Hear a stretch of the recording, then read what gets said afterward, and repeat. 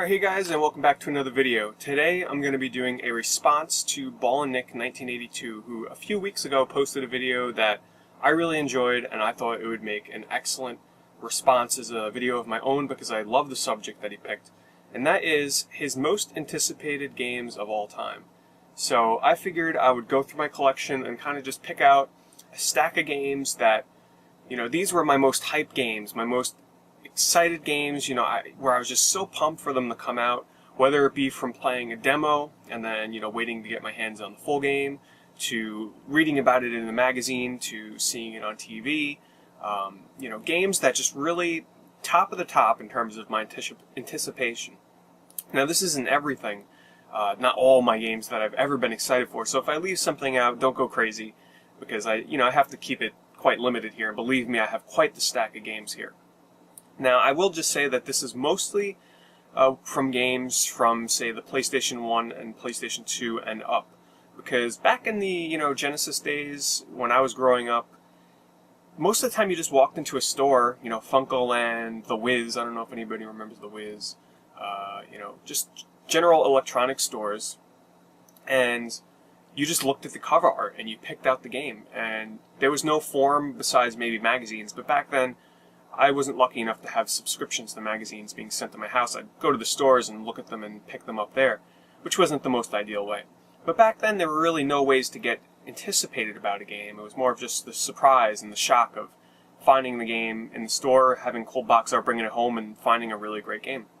So it's not until the internet days where I was able to get games that would really excite me. So enough babbling. What do you say we get to the games here? And just a warning, guys, this is going to be a long video. I know it. Since it's a video response, it's just going to be one big, long video. So I recommend you put on a pair of headphones, play your favorite game, and listen to this. And, just hopefully you can kind of share in the memories of getting excited for some of your favorite games. But let's get started with one of the most obvious games that would be included on my list. And that is Ico for the PlayStation 2. This game, when I was reading PlayStation Magazine, the official PlayStation Magazine, and it was the featured game in their issue for that month. And I looked through the screenshots, and I was just in awe of the design of the castle, how detailed it looked, and the concept of the game, being stuck in a castle and having to find your way out. I just thought it sounded so awesome, and it came with a demo disc to try out. I'm not sure if it was in the same issue or if it was in an issue in the down the line, but I think it was the same issue. And that demo disc came with about a maybe 25, 30-minute demo of the game, which allowed you to play up until the point where you reach the windmill. I played that demo, and I'm not exaggerating, probably about 20 plus times before the game actually came out. That's how much I fell in love with it. And it got to the point where when the final game came out, I was super excited for this game. Day one purchase for me. When I played the full actual game, I was able to pinpoint exact differences between the demo and the actual game. Changes in the character models with the shadows. They changed the entire puzzle with the windmill, actually, from the demo to the actual release. And a lot of other little touches that I was able to notice. So, it's no given that one of my most anticipated games of all time is actually, my favorite game of all time, Ico for the PlayStation 2. And since I was really anticipating Ico, it's only, natural that I would really anticipate Shadow of the Colossus for the PlayStation 2, since it is from Team Ico, the creators of Ico. Shadow of the Colossus, same deal. I remember just looking through the official PlayStation magazine, watching videos online of this amazing-looking game. I had never seen anything like this before, with these huge enemies, being done on the PlayStation 2. Back then, this game was just a technical feat, and it still is. It's still a really impressive game to look at. I wouldn't say I was quite as excited as I was with, Ico, but same deal, playing a demo of this over and over, and just building up the anticipation, and once again, it was not a letdown. And it's only natural that I end it with the Ico Shadow of the Colossus HD collection.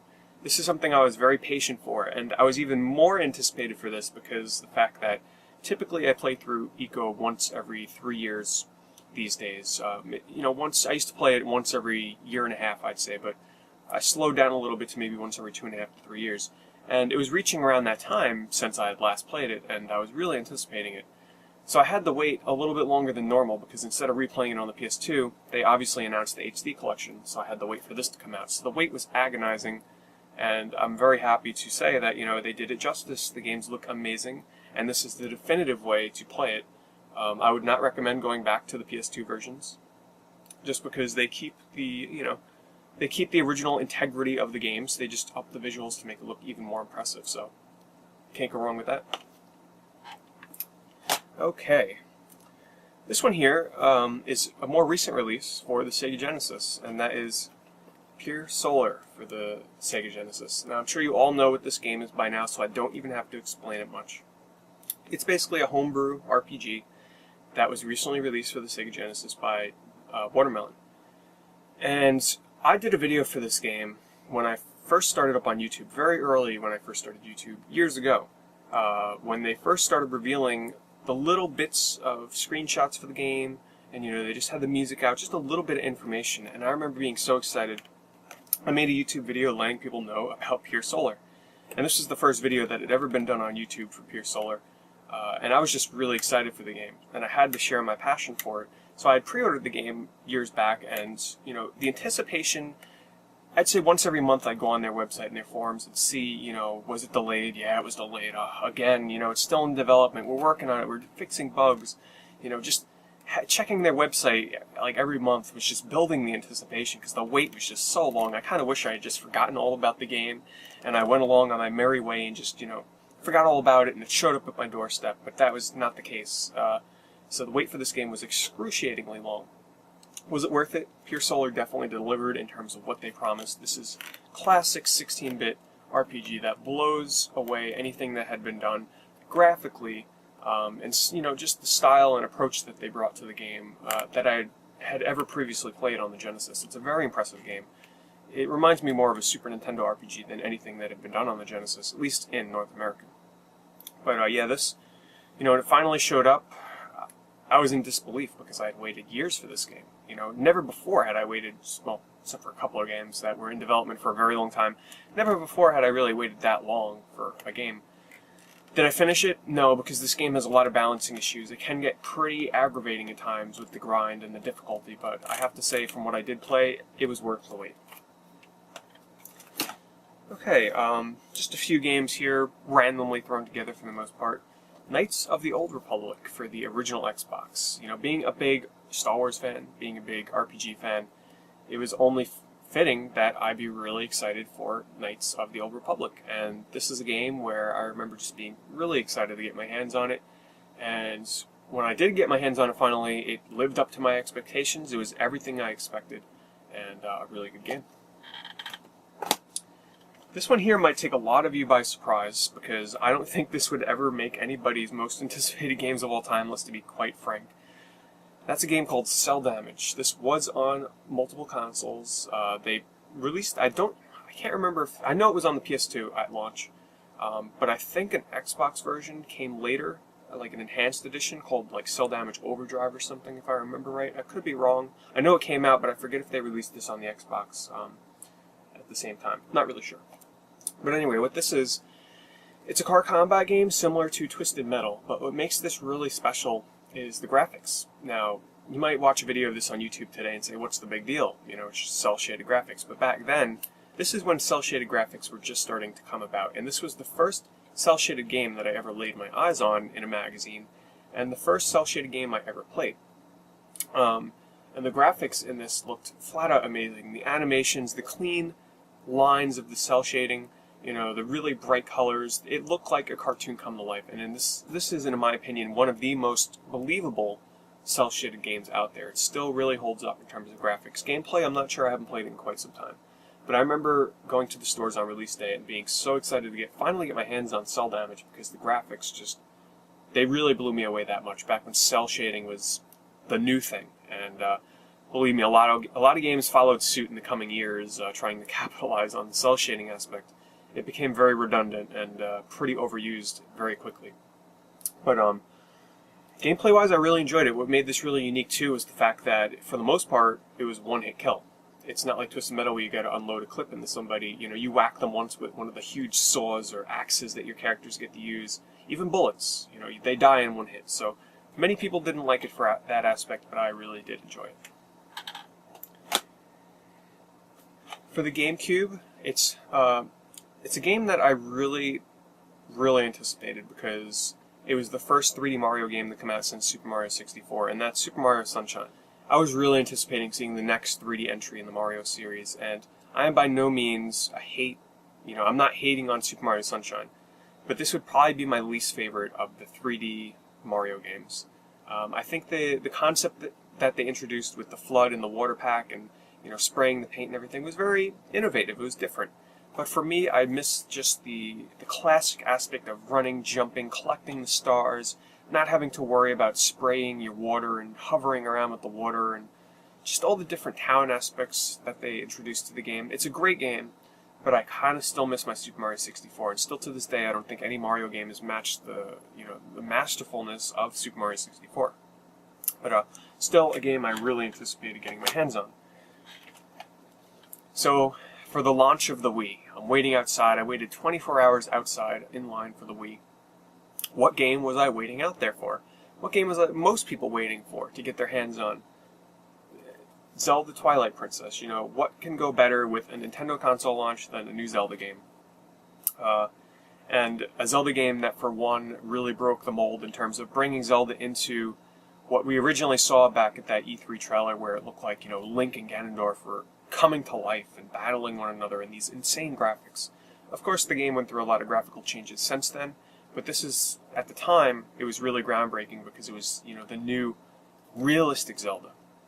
And getting this home and booting it up on launch day, it was unreal, you know, seeing it on the Wii. Of course, you know, the graphics were good. You know, it was a port of a GameCube game, so it was nothing new in terms of graphics, but just, you know, a console launch game that's Legend of Zelda, I don't think you can get better than that.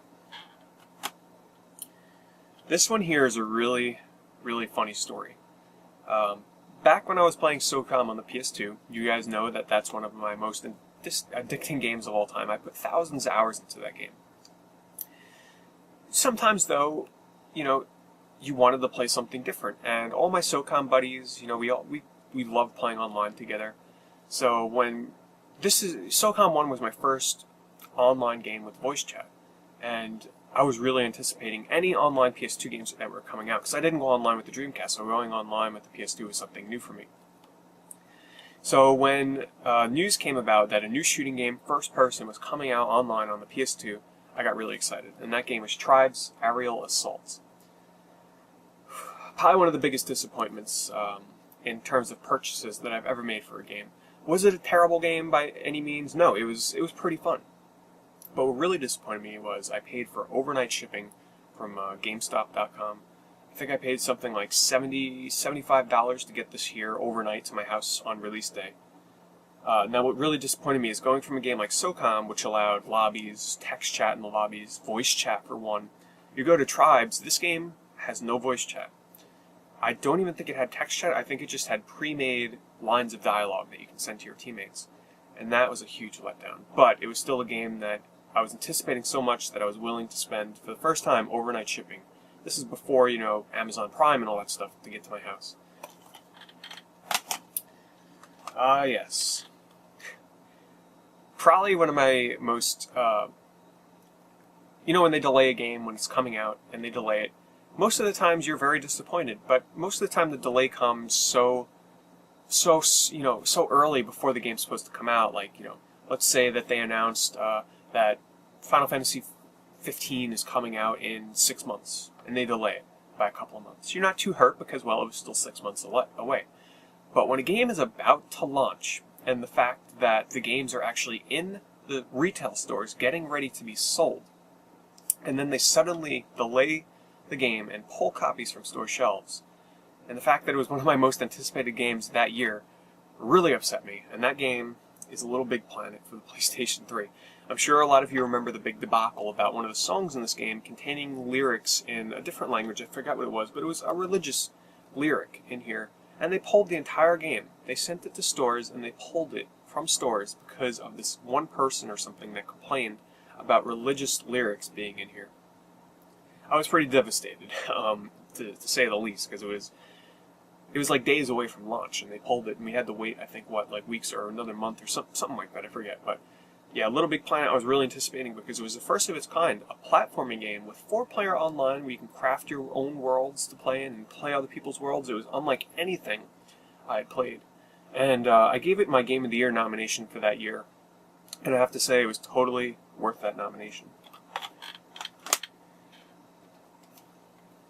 So this is a Sega Dreamcast game that, when I had my Dreamcast, I was watching. I don't even remember what channel it was, what show it was. I don't even remember. I can't remember. But I was watching a show, and they were previewing some Dreamcast games, and one of them was Shenmue. And I remember them demoing this game, and it shows, you playing in this world that looked real. It looked like a living, breathing world, and they're explaining all these different aspects, how it goes on a day and night cycle. People go about their daily business, you can roam around, and the whole story about how you had to, find the killers of your father and everything. But the environment and the world just blew me away, and I remember seeing that video on TV and going straight out to the stores and picking it up. The anticipation, the game was out at the time, I believe, because I got the game very soon after. But just seeing that on TV, and I was just super excited to get my hands on the game. It's a game where I do appreciate what they did, but I have tried multiple times to get into Shenmue, and I can never finish it. I'm going to try again. I will.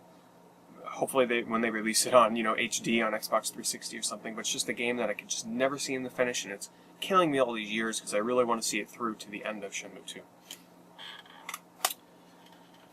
Alright, so this next series here started with a demo on a PlayStation 1 demo disc, and I played the demo for Klonoa, Door to Phantom Isle.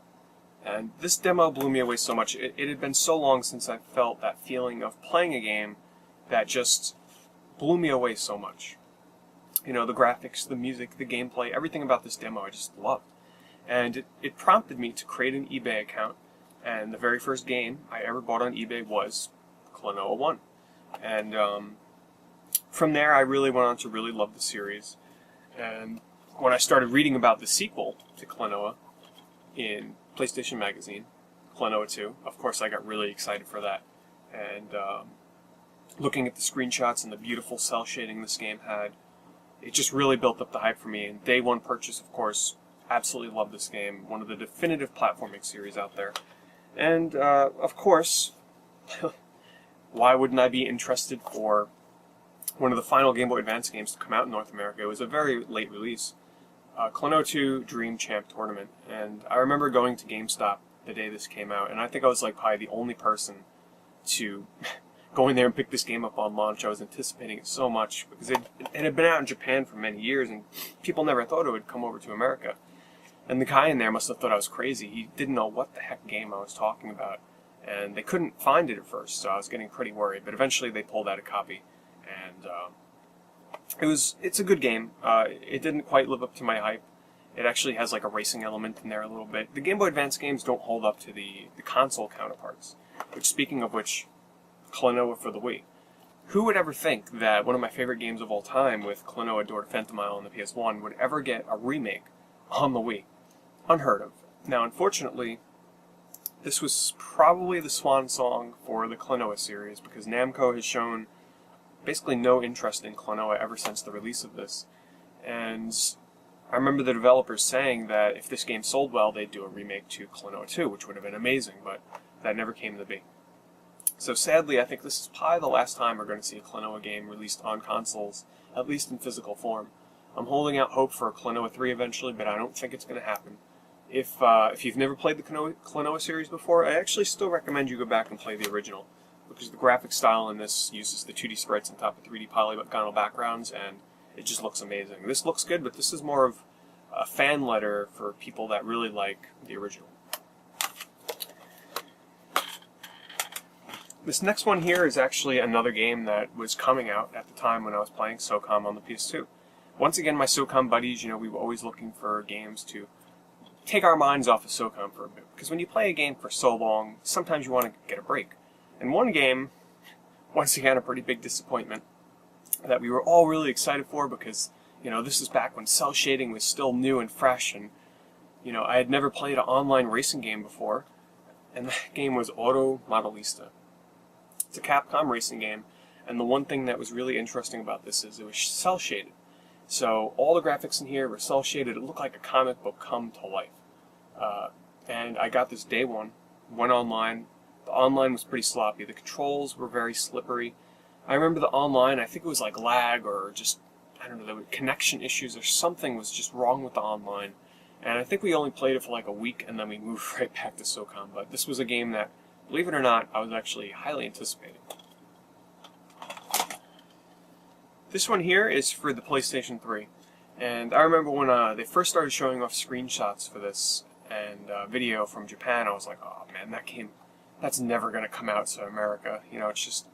It's a game that typically it looks like it would stay in Japan. Especially because it had online, and of course, they'd have to maintain the online servers here in America. And needless to say, we got it. And it even received a special subtitle because of that. And it's White Knight Chronicles International Edition. This game really captivated me because at the time, I wasn't playing any MMORPGs, and this filled that void. It was a 4-player online game, similar to, say, a Phantasy Star game, where you go on missions and you take down bosses, you get materials to craft new weapons, new armor. And I remember the game just looked beautiful. I was very tempted to actually just import the game because I didn't want to wait for a North American release. Thank God I didn't do that. We eventually got it, but another game I was very excited for. Alright, this next batch of games here is a series that started on the original Xbox, for me personally.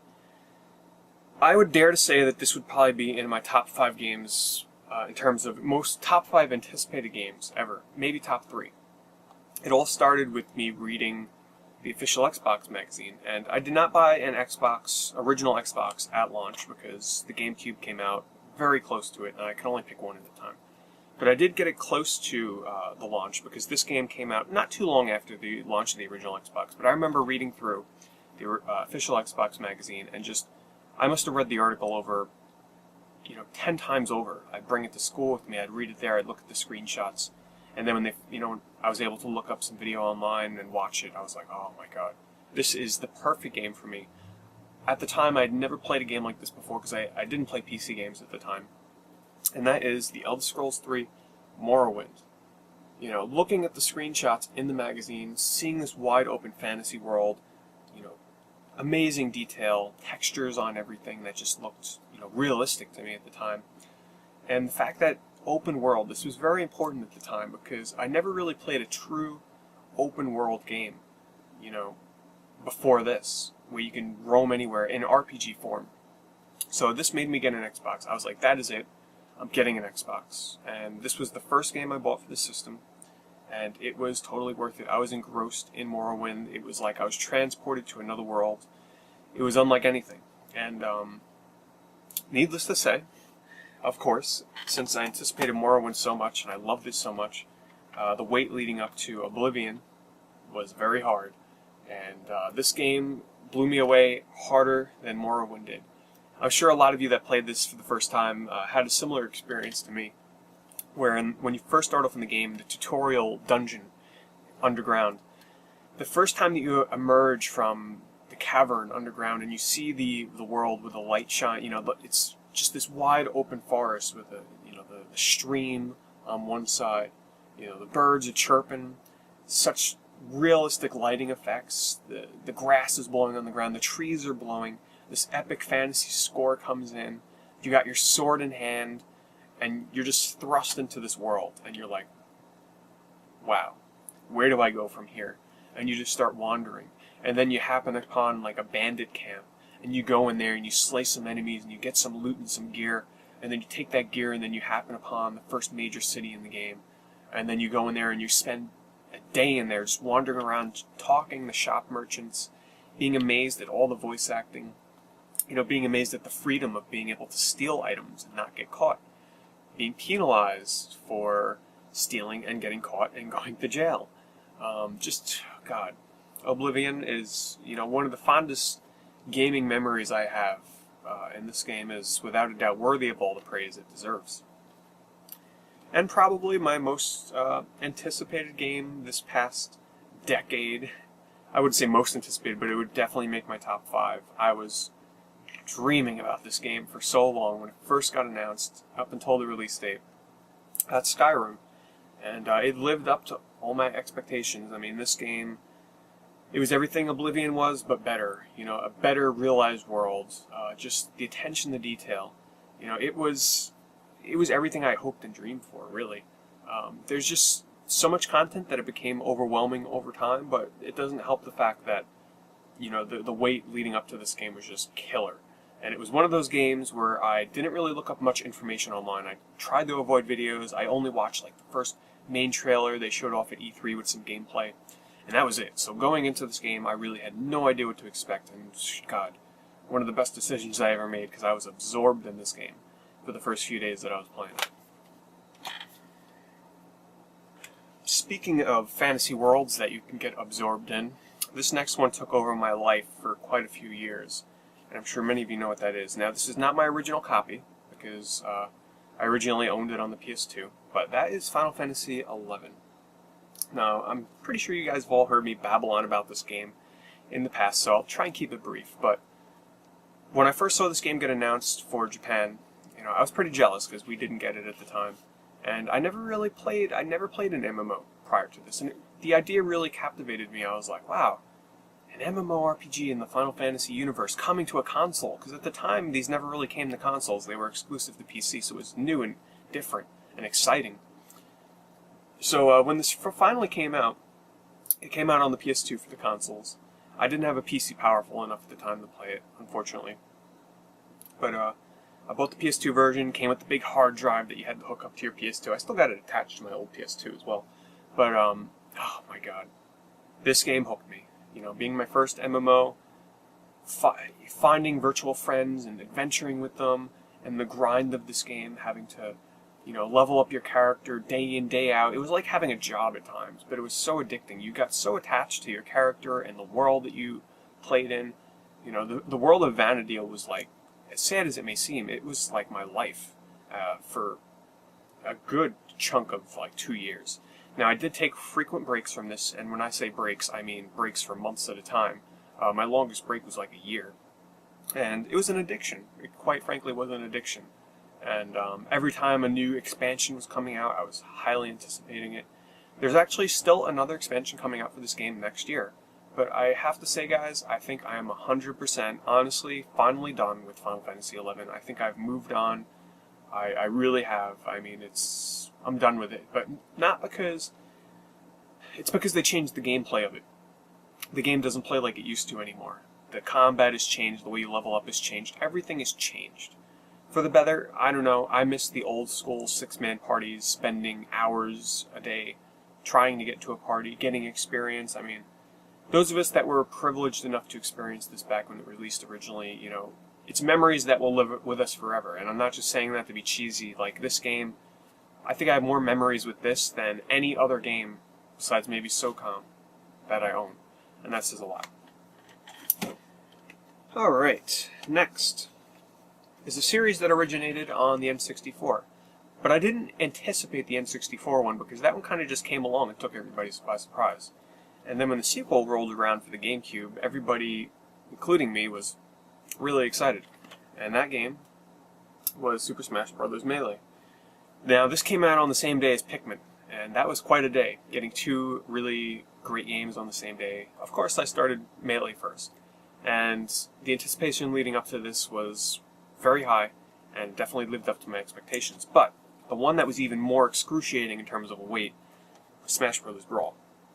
It had been years since Melee, and the reason why I was so anticipating this game is because it added online, 4-player online, and they were doing teases like every day on their website for like new items, and the new character reveals were always a big deal. Everybody would jump on there, like they'd show the silhouette, new character, you know, new challenger approaching. You'd go on the Smash Bros. Website, and then they'd announce, you know, some oddball character like Pit, and everybody's like, oh my god, Kid Icarus, it's making a comeback, and Nintendo made us wait a few years, but yes, we finally did get a comeback of Kid Icarus.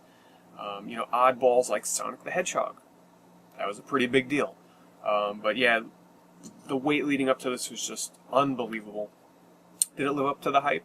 For the first few days, but after you realized that the online was completely broken, and that the game was just slowed down to the point where Melee is still the superior game, but I still anticipated it.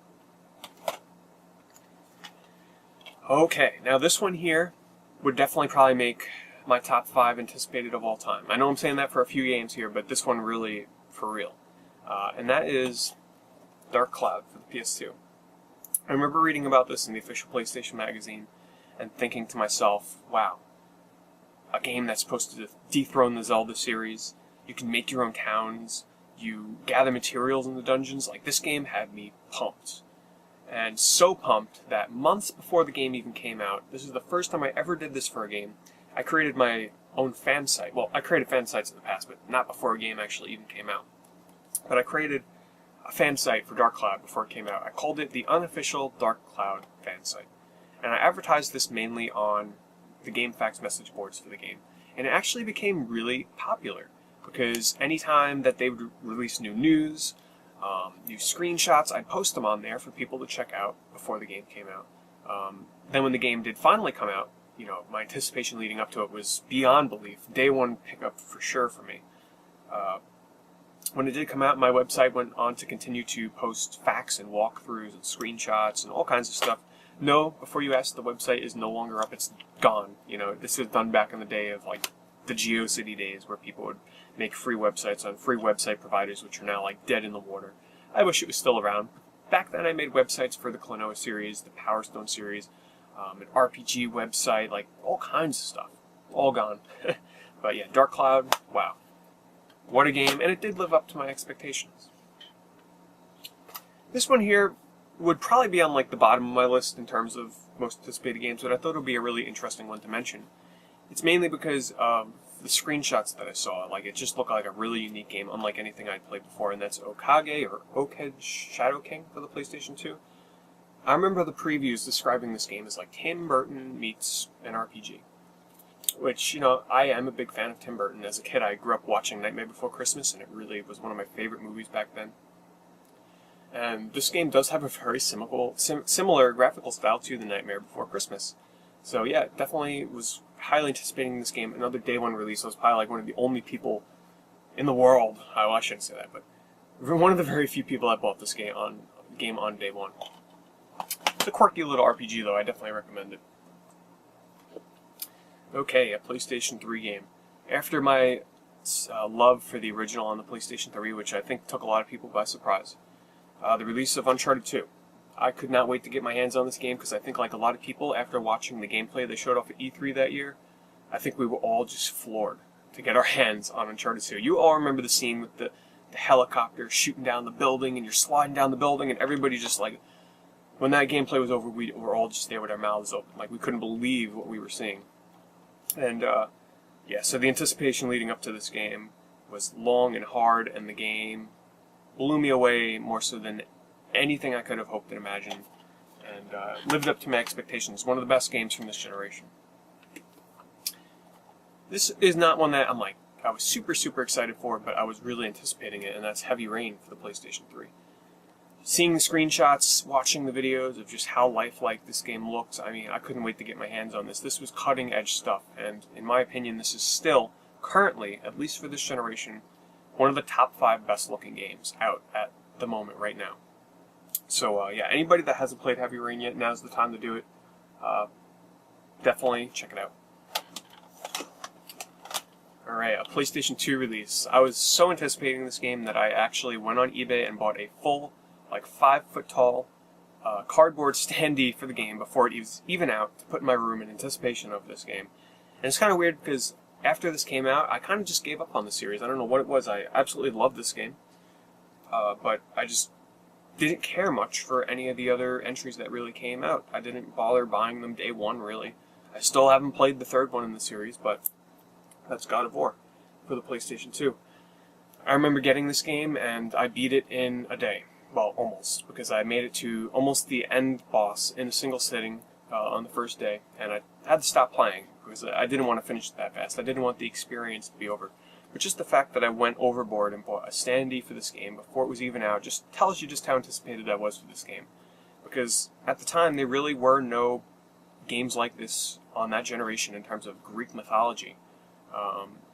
And that level of gore and graphics, I mean, this game just looked phenomenal, and the gameplay really matched that at the time.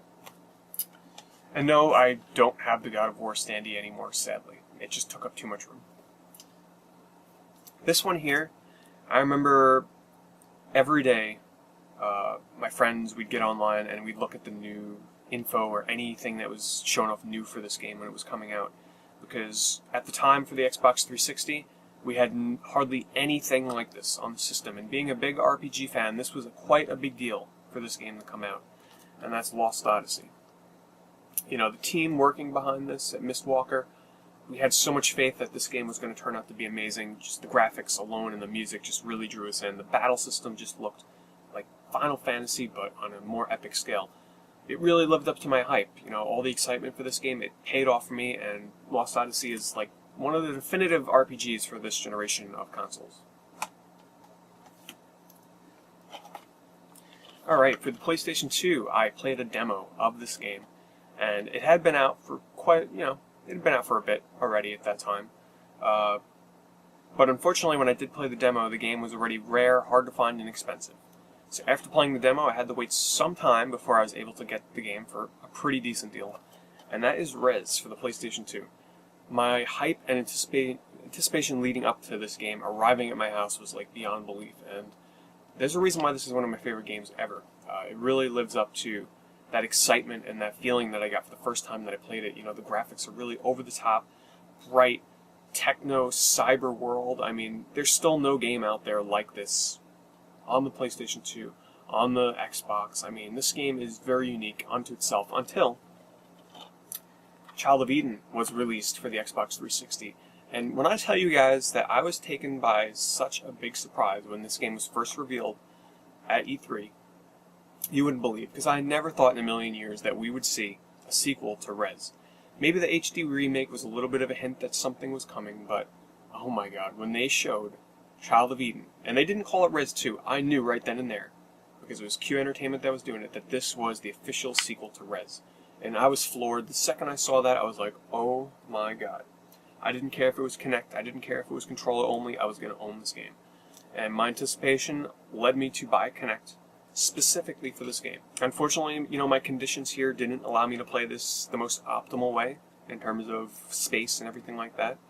But, yeah, this game leading up to the launch of this was some of the hardest waiting I've ever had to do. And it definitely lived up to the hype that I had. Okay, the next one here, I was reading about this in magazines, and I really thought the concept and the story and everything just sounded really good. And that is Beyond Good and Evil. I went to the stores, and yes, I bought this on day one. I felt like I was the only person, once again, that went to the stores to buy this game on the day it came out. And it absolutely blew me away. The characters, the voice acting, the story, the graphics, the music, the presentation, everything about Beyond Good and Evil was what I had hoped it would be. Now, granted, this game has recently released an HD remake on the Xbox 360 and I think PC or PSN, I forget, but I know it's on 360 for sure. And anybody that hasn't played this, definitely try and do so, at least on the HD remake. It's an amazing adventure game that at the time a lot of people were comparing to Zelda. I can see the comparisons and maybe the combat, but not anything else. Alright, now this is one I'm sure you all knew I was getting to, and that is the Socom series. Starting with Socom 1. Yes, this is the original box that I got on day one that came with the headset. Now, what's really, really funny about this is I was so lucky to get it. I remember reading about it once again in the official Xbox magazine, and when they said online with voice chat, I was like, voice chat for my PlayStation 2? I was there, day one, because I'd never played a game with voice chat before. So the store I went to was like Micro Center or something like that. It wasn't a GameStop, because everything else was sold out. Micro Center was like my last chance. I remember going around all day that day. It sold out really fast. I didn't pre-order. Back then I didn't pre-order. But I remember going to the Micro Center, and they had a single copy left. One copy. When I tell you that that was one of the happiest moments of my life, sadly it was. Because that was my last store I went to, and they had a single copy. I got this game home, And from there, it was history. Thousands of hours lost on this series. But just the wait between, you know, being able to play my first online game with voice chat was just excruciating. And then from there, of course, every release after that were harder and harder. But I was able to play the betas of these, so the wait was cured a little bit because I was able to play the betas and get a taste for it before they came out. But, you know, all my Socom buddies, every time one would come out, we'd migrate over. Like, the anticipation was through the roof for these games. You know, day one, it was like a party to get on these games. Day one, it was really exciting. And Socom 2, Socom 3, and finally the last one I bought, I didn't even bother with Socom 4. The series had lost its charm at that point for me. But Socom Confrontation was the last game I bought for the series day one. You know, this is nothing like the original PS2 versions, but it was still a lot of fun to play with my old Socom buddies and, you know, go online and have some fun with this. Probably the pinnacle of the series. Socom 1 just holds a lot of nostalgia for me because of how much I played it and the friends I made on there, but the pinnacle of the Socom series is definitely Socom 2. Just the right map size, you know, all the maps from Socom 1, improved gameplay. I mean, this was just perfect. It was the perfect online shooting game. Sadly, Zipper Interactive has closed its doors, and that is the end of the Socom series as we know it. Mirror's Edge for the Xbox 360. I remember looking at video for this game and saying that is like the perfect game for me. Love the graphic style, love the concept of, you know, being a messenger in a world where the government doesn't want mail being sent around, so you have to play somebody that runs on rooftops to deliver information. And it's a game that, it's like a first-person platformer. It doesn't encourage gunfights. It encourages first-person running and platforming and running from enemies. I thought the concept was so awesome. This is actually one of the first games I reviewed on my channel. So if you want to watch a really old video review of mine, you can check out my channel and watch the video review of this. Now, this was very exciting for me because I did not get a Dreamcast on launch day, but I did get it for Christmas that year. And of course, the game that really made it very exciting to get that system on Christmas morning was Sonic Adventure. You know, being the big Sonic fan I was, being able to play Sonic in a 3D environment like this for the first time was, you know, Christmas morning, that was one of the best Christmases ever.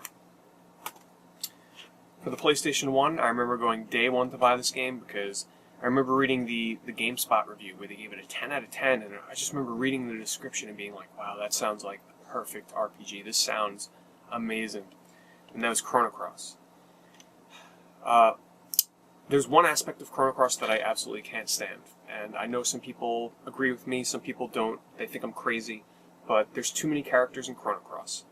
You know, there's way too many. I like RPGs where you have a party of like 5, 7 members. You can pick between a couple of them to be in your party and fight, but not when you have, like, what is this game? 50, 60 characters you can have? It's ridiculous. You don't really get attached to most of them story-wise because they're just like random characters that join your team. But other than that, this lived up to everything I could have hoped for.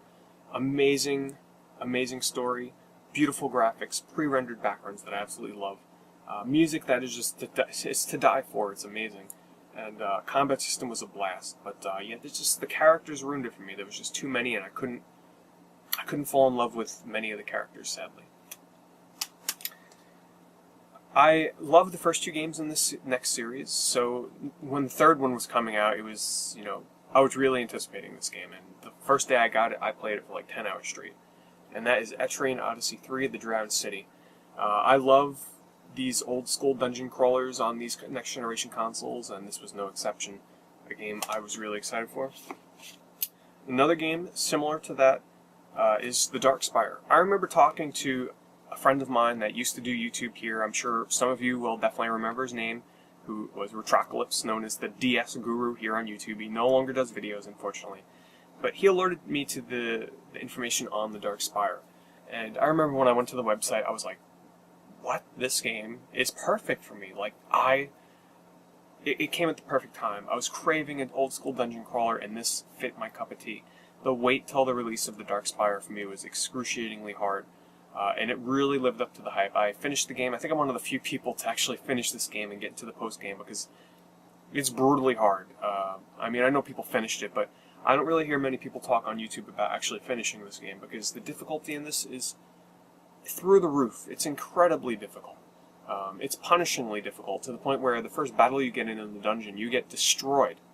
And you have to restart because the enemies are that powerful. It's a lot of grinding. It's really old school. But it's the perfect game. It's actually one of my favorite RPGs from this generation. Not recommended for everybody, though. It's definitely not an RPG for everybody. Look into it before you play it. This one here, I remember this being shown off at E3, and I love the concept. I remember thinking to myself, that is like genius, the concept of this game.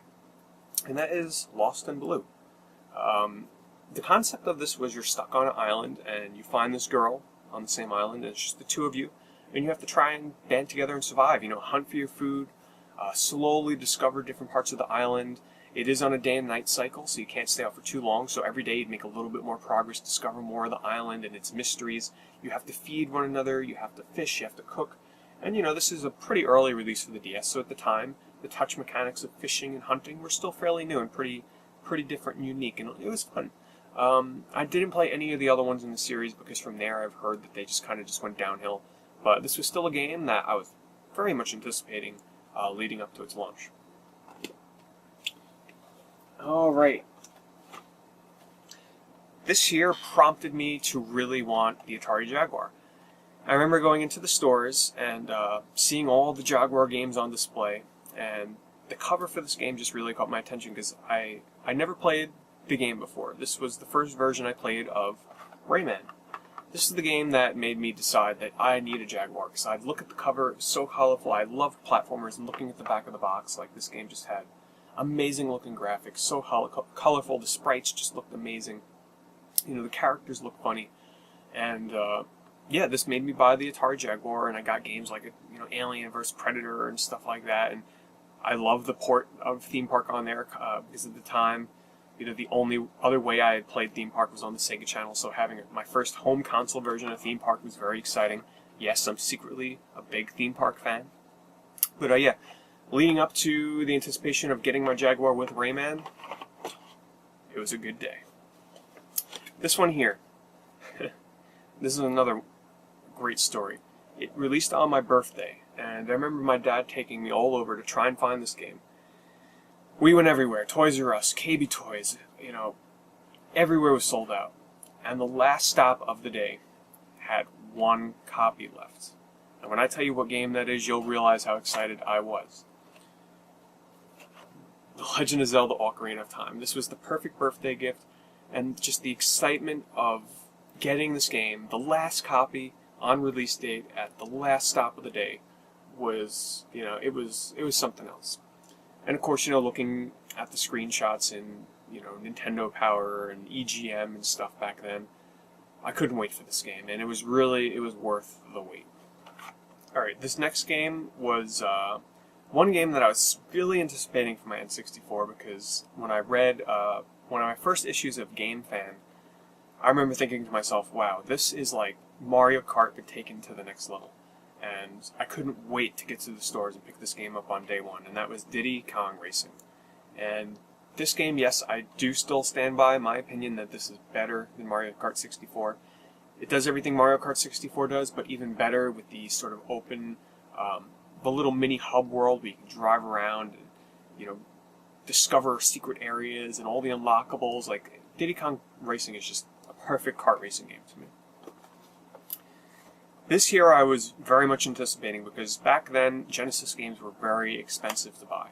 And this one was one of the more expensive ones. It was like a $70, $80 game when this came out. And I remember I got this as a birthday present from a relative of mine, and I just, because my anticipation for my parents wouldn't buy it, because it was a very expensive game.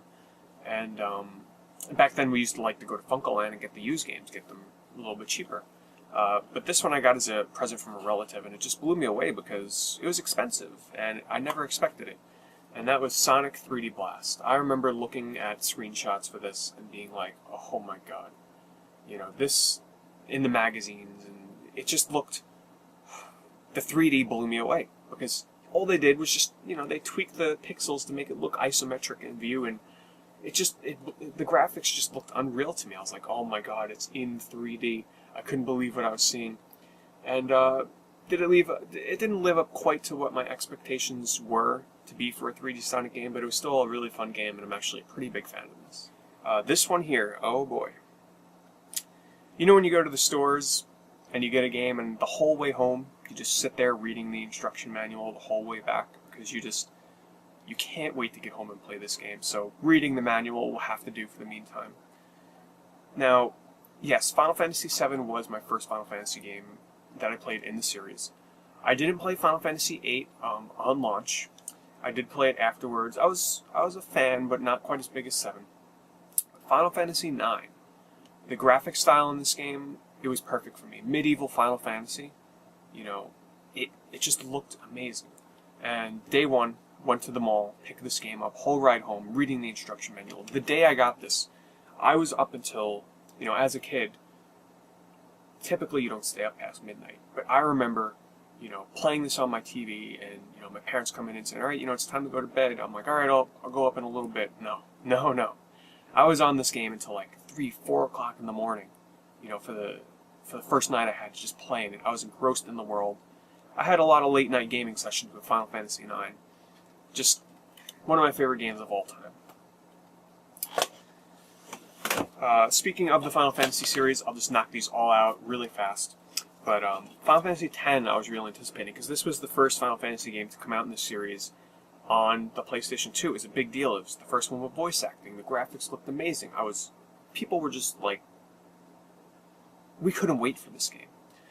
It was, at first I loved it, but then as time went on, my love for 9 kind of just shone through some of the changes they made to the series in terms of no more pre-rendered backgrounds. The environments sometimes were pretty boring. I couldn't really get into some of the story. Blitzball, oh boy. The leveling up system. There were just some things I couldn't get into, but still one of my most anticipated games ever.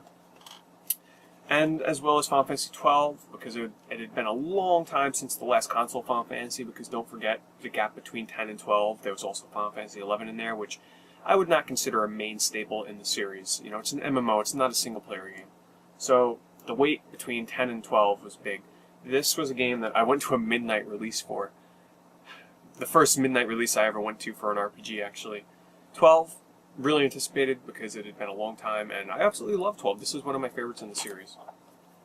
And of course, Final Fantasy 13, because we all know we were all anticipating 13. Now, some of our opinions may be different on this game, because yes, we know it's linear, yes, we know they made a lot of changes, but I still think it's a phenomenal RPG. And the long, and I mean long wait leading up to this game was worth it. I know when they first showed off gameplay for this, people were like, no, there's no way. That's a Final Fantasy. That's a next-generation Final Fantasy game. That's what it looks like. And when we finally got it in our hands, I mean, it lived up to those graphics and early, you know, gameplay demonstrations and stuff and trailers. I mean, this game looks amazing. It's probably the best-looking RPG out this generation right now. And lastly, guys, is Pokemon Silver and Gold. But it's not just, you know, any Pokemon Gold. I was anticipating, because I was a huge Pokemon fan as a kid for the original Game Boy, and when they announced that they were coming out with Pokemon Silver and Gold for the Game Boy Color, I was like, oh my god. This is when I was still into collecting the cards, you know, everybody at school was playing it. So I couldn't wait to get my hands on Pokemon Gold and Silver so much that this was the first game that I ever bought as an import. At a flea market, I picked up an import version of Pokemon Silver. Now, the guy I bought this from, he was like, you know, why are you buying? Because I was a kid, I was young. He's like, why are you buying this game? He was telling his vendor friend, he's like, I think this kid's buying this game to resell it. You know, he's gonna go turn that game around and make $70 on it or something like that. And I'm thinking to myself, no. I told the guy, I'm like, no, I'm gonna play this. I'm a big Pokemon fan. You know, because at the time, this was like, the guy was charging $40 for this. But I couldn't wait to get my hands on it so much.